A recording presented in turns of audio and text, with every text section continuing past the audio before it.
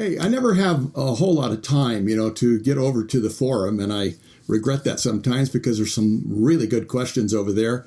And as I was looking at some of the things, I thought maybe I could go ahead and try and make an effort to clarify a few things from my point of view. I think there's some great feedback, that others have given in most cases. But I saw one about protecting your drawing, and I know a lot of you are concerned about that. And that is maybe a little bit of confusion because some people think, well, if I'm drawing and I want to stop for a while, maybe I'll just give it a light spraying with my workable fixative. I would suggest not doing that. There might be some that for what they're doing, it seems to work fine for them. But I'd rather not have something as permanent, even as using a workable fixative. So I just wanted to make a couple of comments about how you might protect your drawing. I know sometimes it takes a little bit of effort, but you might want to consider just a couple more options. I take a what they usually call show card or an acid-free. That's the most important thing.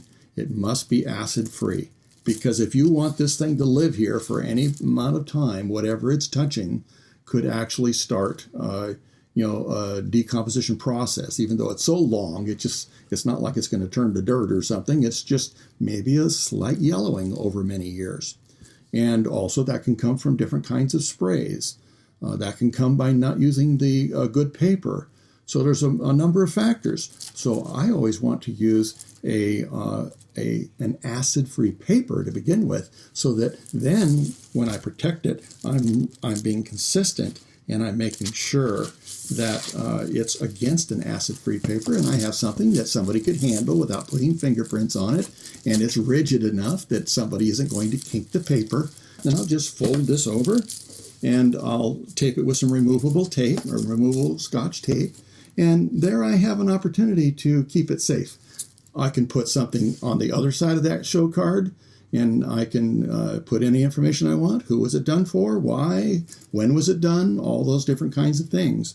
And it becomes a very nice, neat little package. The other thing that you can do when you want to protect it while you're working on it is to take a piece of tracing paper and fold this over. You can cut it the proper size. I have it a little bit less than the edges, which I normally do, so that it doesn't hang over. And then I will go ahead and fold this over after I've made sure I've got the same situation here, just a little bit smaller than my drawing. And I will put this in here and then make sure that I have a removable tape. What I've gotten used to doing, a little more expensive, but I can use this for so many things, it's artist tape. And if you take this and apply it right and remove it right, then it's going to be a great tape to use, because you can remove it. And then I have this opportunity to come back, and now I have this sheet that I can put right back over it when I'm finished. And if you have something like a flat file, you can put it in there as well. Anything to keep it from, being underneath something else, stacked in a corner. It's just anything that's going to interrupt that flat surface can keep it from getting maybe a little ripple in your paper. I don't care what it's on. This is a great thing to be able to have. Make sure it's flat. That's why putting it in a tablet is also great. You can go ahead and take a tablet that you've already finished with and save this cover, save the backing in the cover.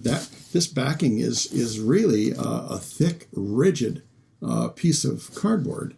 And so when you finish using, you get all the paper out, you can go ahead and use this as a protective sheet. I like to take a piece of paper and put it on top of it as well.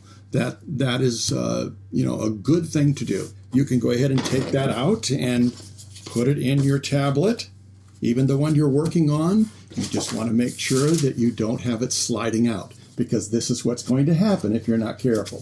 So it'll come out. So if you're going to do that, I suggest you get some clips. There's probably a number of different kinds, but I like these.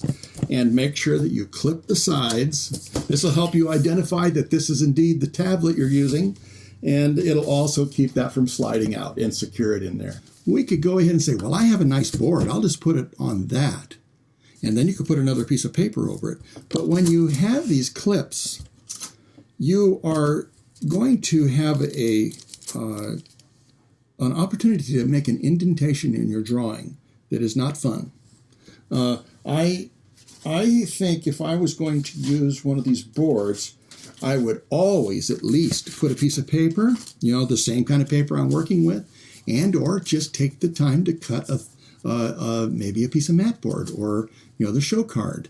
And then when you clamp this down, it doesn't have just the raw paper that it's pinching in there, and you'll have a way to protect it. Now this is this is good too, because you have that handle and you have a way to lean it up in a special place that you can keep it away from the dog and the cat and something falling against it. And so there's another one. Glad I could go ahead and take a little bit of time for this, and happy drawing.